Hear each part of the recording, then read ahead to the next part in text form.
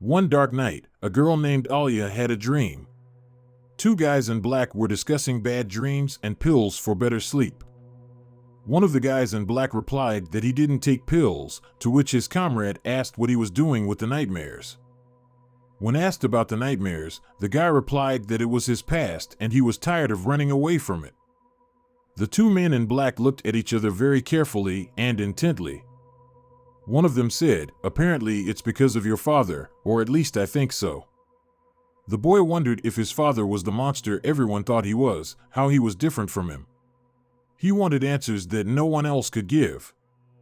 At this point, the guy decided that he too needed to become a monster like his father and get to the bottom of the truth.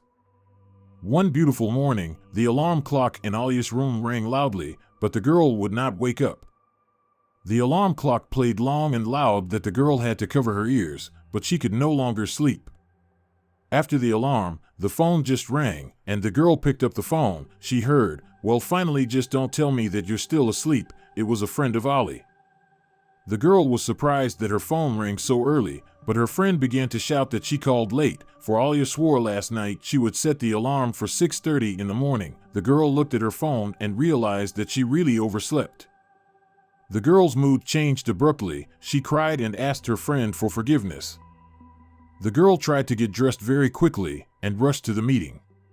On the phone, her friend was loudly supporting the girl Alia. She came out of the house and tried to figure out where her friend was. When Alia came to her friend's house, she was very jealous of her friend's family.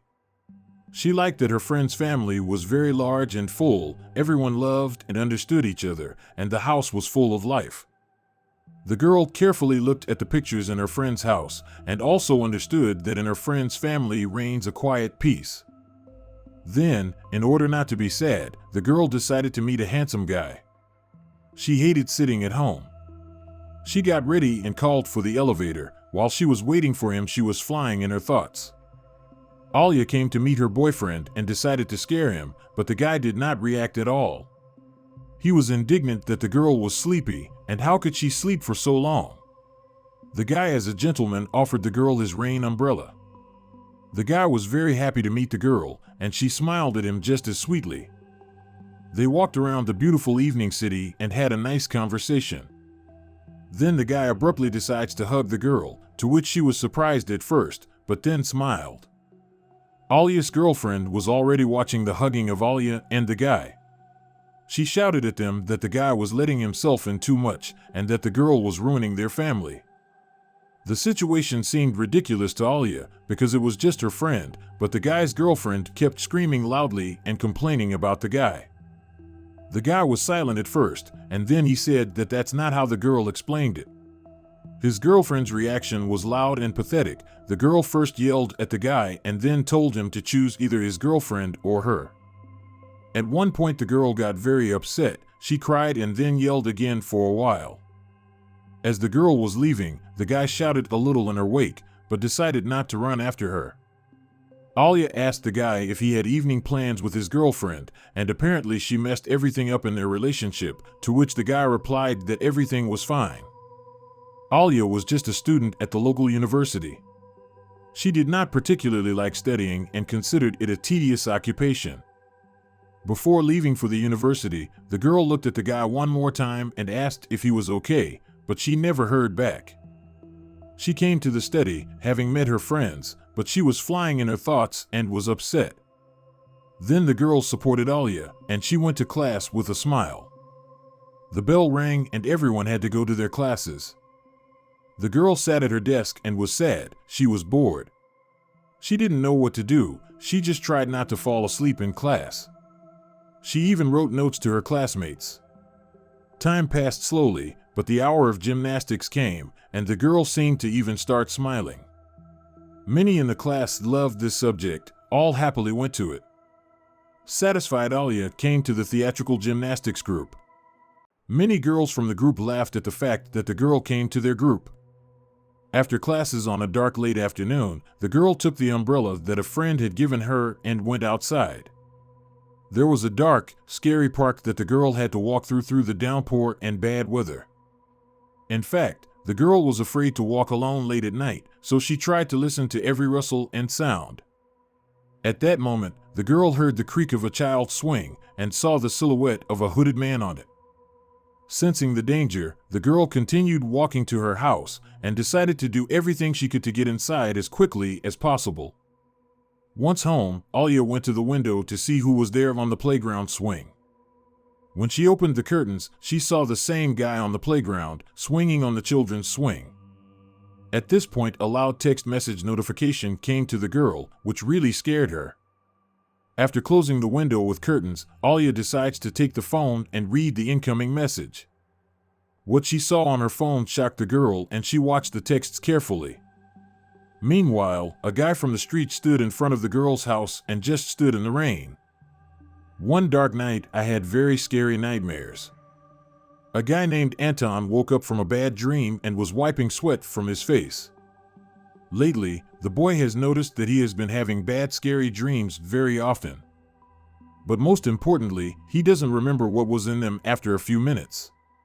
Whenever he wakes up, he looks at his hand and notices a new mark on it, in the form of some kind of spots. Looking at himself in the mirror, the guy ran through the doctor's words that the scars were just a sign of a weakened immune system, and he remembered that the doctor had prescribed a special ointment. Anton was very exhausted from the nightmares. His appetite was gone, and he had lost so much weight that he hardly recognized himself in the mirror, and marks now covered almost his entire body. His mother noticed this and decided to take the situation into her own hands and take the boy to a well-known shaman. One day they came to the shaman, and the guy was struck that everything around was very bright and interesting. There was a man standing in front of them, apparently a shaman, who was silent and watching the boy and his mother very carefully. At one point this man clenched his teeth hard and looked very strange. The shaman saw a guy around whom fire was burning, flames were shining, and a storm was brewing. The man began to ask questions about whether the boy had recently visited new places, whether he had experienced strange events. Anton thought very carefully, because he really wanted to understand everything that was going on with him. He told the shaman that he had met a classmate who had gone to Busan, and that it was 2 weeks ago. The boy was very nervous about his mother's possible reaction, so he glanced at her from time to time. One day the guy arrived at the station, which was in the center of town. He was met by a beautiful blonde girl whose name was Julia. The boy never told anyone about his travels, not even his mother. When he met Julia, he smiled a little and asked how the girl was doing. The weather was very nice, the sand on the beach was very hot. The guy admitted to the girl that he actually lied to his mother, saying it was a trip from the university, and the girl asked him why he did it. In fact, the boy in junior high was secretly in love with Julia. He told her that he couldn't tell his mother that he was going to Busan to see a girl. The girl was surprised by this, but she thought that guy's parents were more tolerant of them spending the night away from home. Anton laughed, saying that his father didn't care much, but his mother was another matter. He also confessed that his little brother liked to tattle, so he didn't tell anyone. The guy and the girl were drinking and talking about the past, and when he came to his senses, it was too late. The girl was already drunk enough to start calling the guy closer to her. Julia, being in a good mood, suggested that the guy go to karaoke. The guy wasn't very happy about the offer, but he agreed nonetheless, because he couldn't refuse Julia. They called a cab and drove to the city. The boy didn't really remember how they drove, but the road seemed very strange to him. When they arrived, he also found it strange that there were no lights on in the karaoke room, and the door was locked. Anton was confused. He asked the girl what they should do now, because karaoke turned out to be closed. The girl calmed the guy down by saying that everything was fine and she knew the password to the door. This really surprised the guy. The girl admitted that the place belonged to her parents and that today was their day off. No one would be there but them. The guy was a little wary, but he liked the girl so much that he got the bad thoughts out of his head. That's how he found himself alone with Julia, just them and no one else. The doors were locked, they were alone in the room, the establishment was ordinary, it was a regular karaoke like many others. The girl picked up a microphone and started singing her favorite songs and having fun. The guy also supported the girl and took the microphone and began to sing along with her. They sang and had fun, relaxed and enjoyed the moment. The guy was having fun and having a good time until Yulia suddenly started humming a smooth song in a language the guy didn't know. The surprised guy decided to ask the girl what kind of language it was in the first place. As soon as the girl had finished singing, he asked what kind of language it was. The girl replied that it was a secret and she had to go to the restroom. Soon she would be back with the guy. Slamming the door, the girl left, leaving the boy alone in the room. The guy sang alone and waited for his beautiful girlfriend. Enough time had passed, the guy was tired of singing alone, and the girl never came back. He looked at the closed door and thought about the fact that she is really long. At one point, the guy screamed loudly and was frightened that he even jumped up from his seat. A silhouette of a man and his hands stood in the door, and it felt like someone was standing on the other side of the door. Very frightened, he was looking around, and he was also watching the door carefully. Anton was very worried about Julia, even though he was scared, and decided to go looking for her. Slowly, he moved around the building, looking carefully in different directions. He kept walking around looking for the girl, calling her name in a voice. The first thing the guy did was check the restroom, and he found that there didn't seem to be anyone there. The only question that tormented him was where the girl had disappeared to, and how in general she could have gone somewhere. Anton decided to go back. When the boy returned, he was surprised, for there was already a girl sitting in the room with her head down. "Hey, when did you get back?" the guy asked the girl and expected an answer. As he entered the room, the guy was telling the girl that he had seen someone very strange in the hallway and asked if the girl had seen anything like that. But the girl never moved and remained silent, which alarmed the guy. At one point, the guy screamed very hard and was frightened by the girl's appearance, and then she exploded. There was a darkness of fear and terror all over the room. It was just a very scary sight. The guy wanted to leave this room, but the doors locked and stopped opening.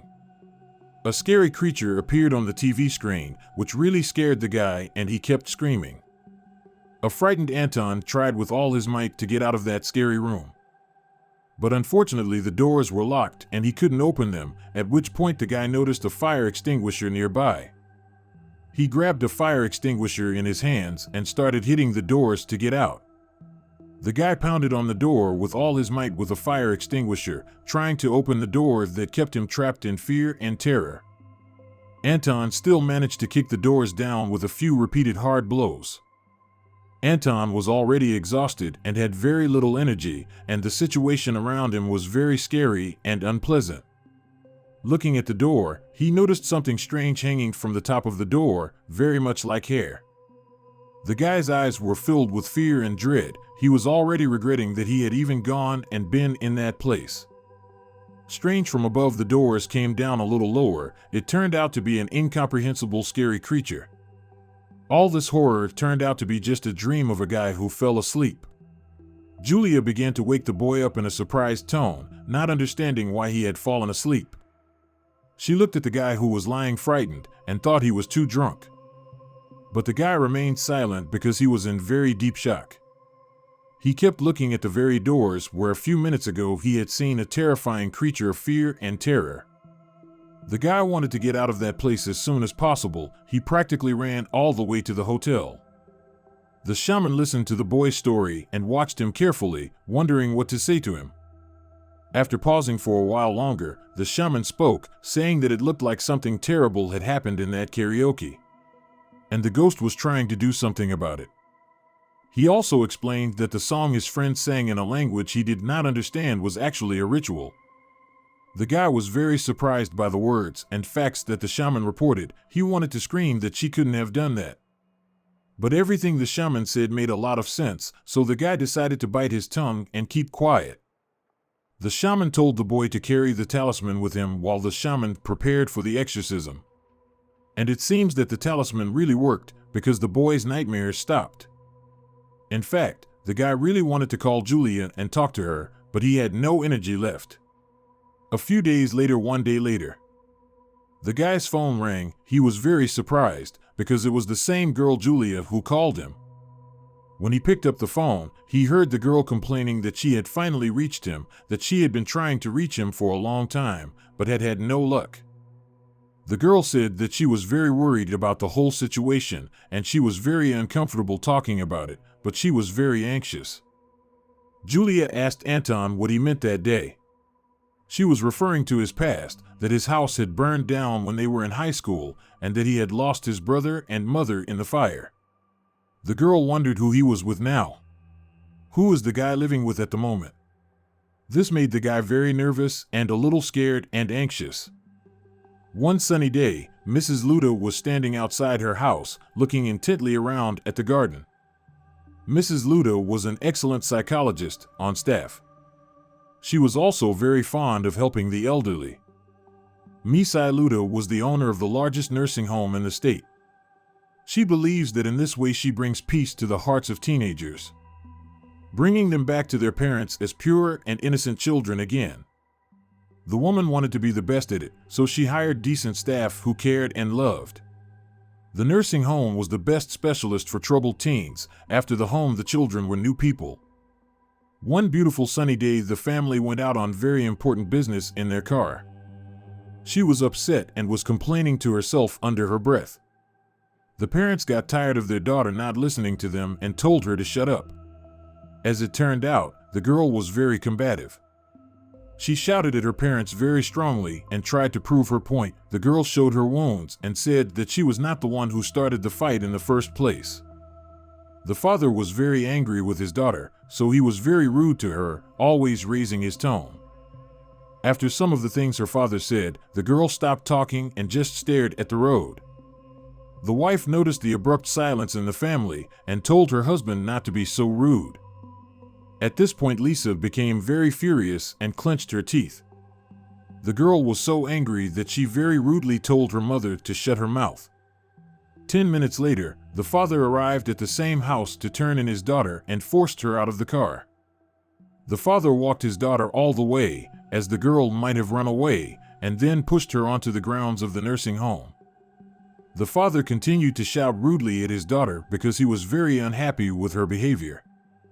He also said that if the girl did not straighten out, he would give up his parental rights to her at all. The girl was confused, just kept quiet and looked at her family. After a while, the family left, leaving the girl on the floor of the house. Lisa stood up and began to look around, wondering where she had gotten to.